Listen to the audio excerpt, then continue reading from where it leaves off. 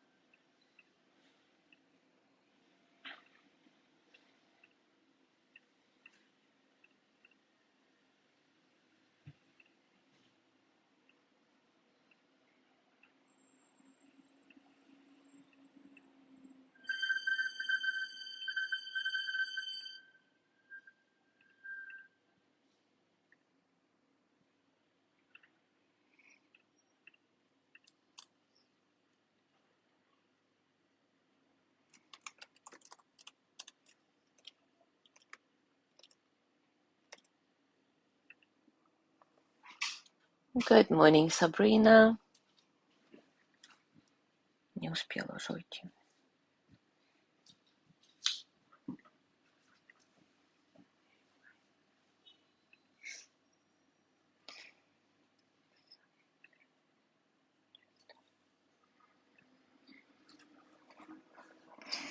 Good morning, Claudia.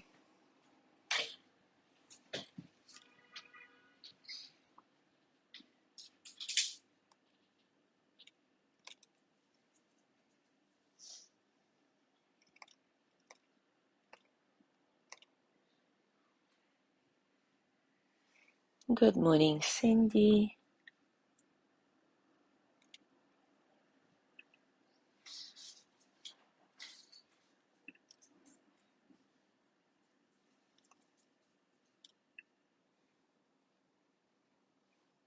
Good morning, Gina. Good morning, Sandra.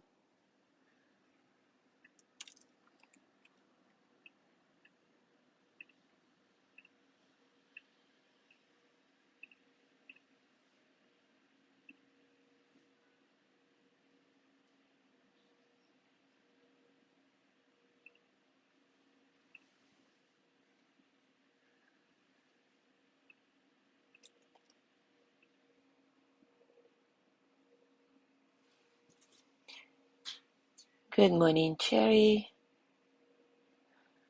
Yes, Gina, thank you. I'm feeling well. And yes, Cherry, it's really a beautiful day outside. It's, I think, 70 degrees or something.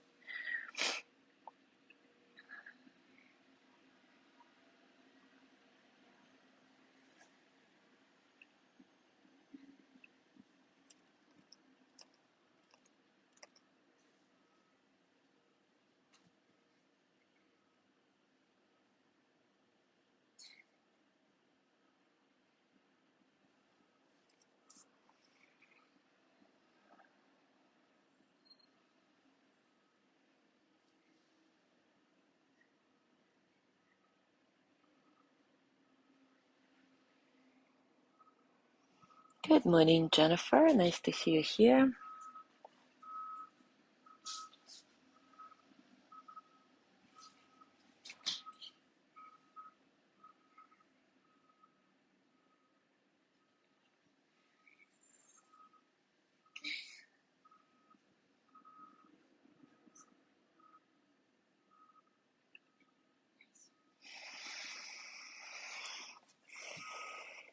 All right, it is time for us to start.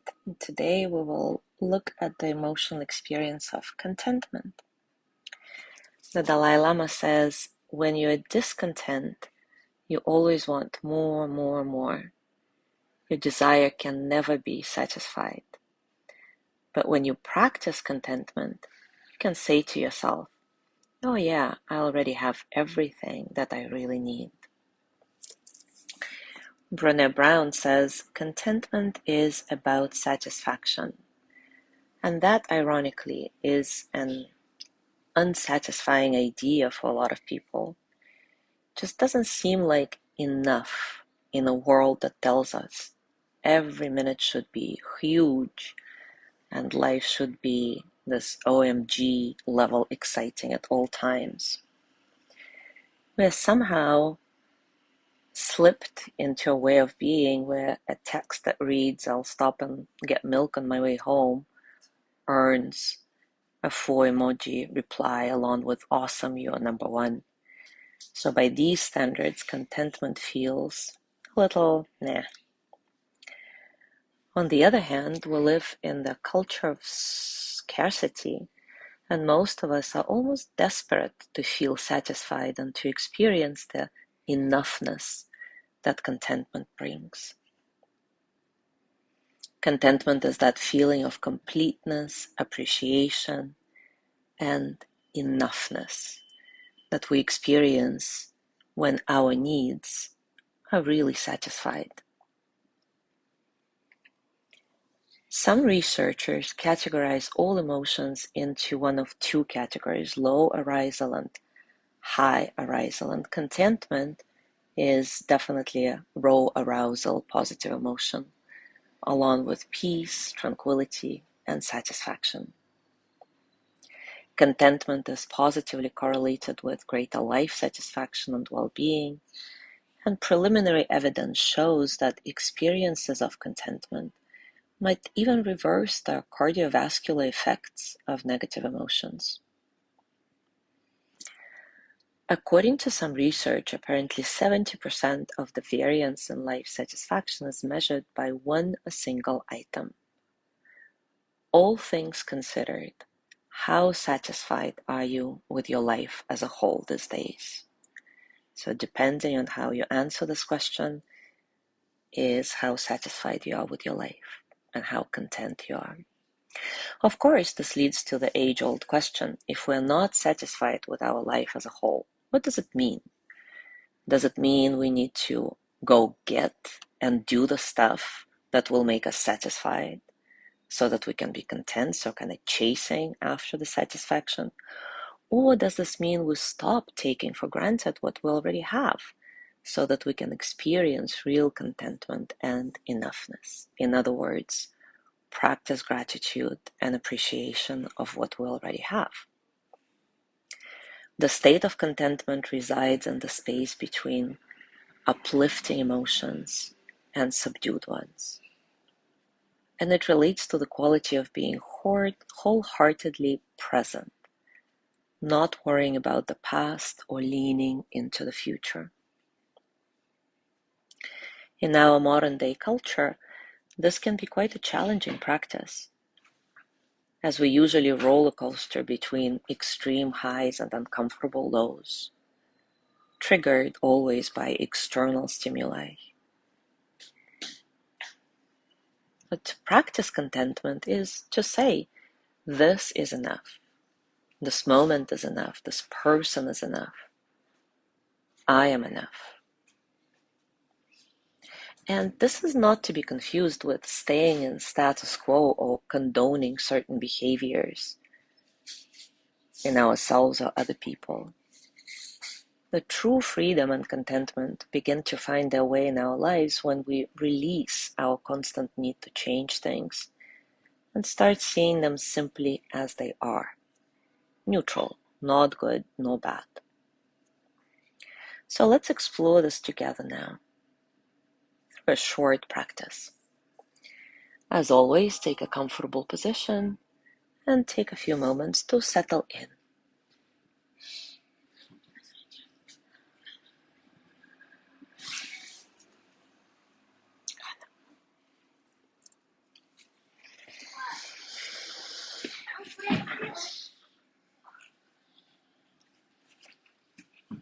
Notice your breath. Don't try to control it.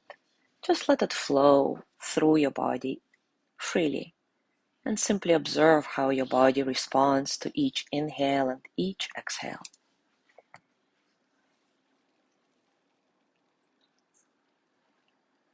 Scan your body and notice how you're feeling right now, physically, emotionally, mentally.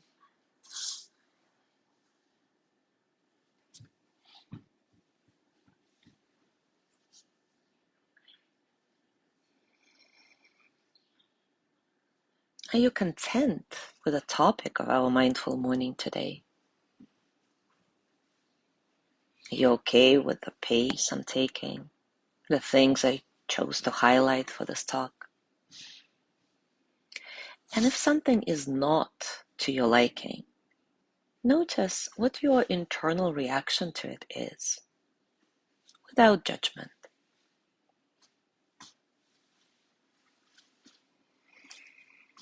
And of course, it's not only about these questions that I just asked. When you're done answering them, let your mind just do its thing. And you observe. Notice what you notice.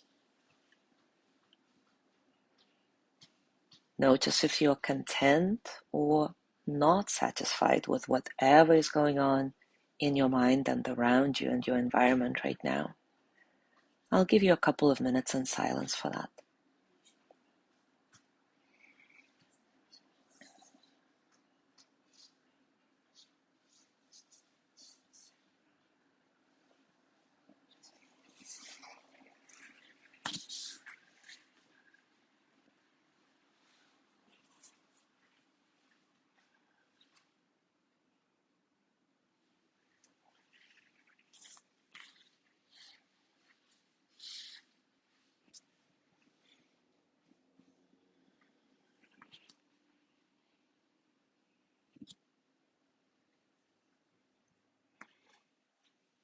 Keep noticing what's going on in your mind, in your body,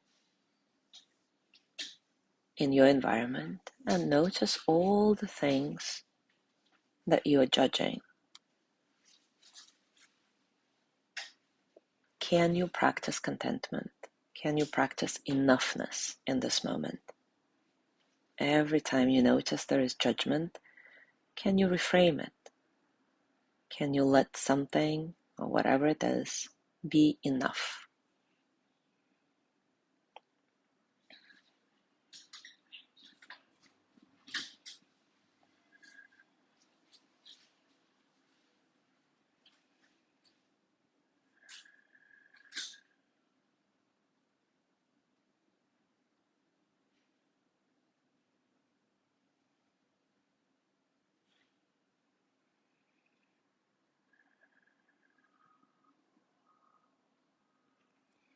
I would like to complete our practice today with a little wisdom, one of my favorites. When a 116-year-old man was asked the secret to his longevity, he replied, "When it rains, I let it.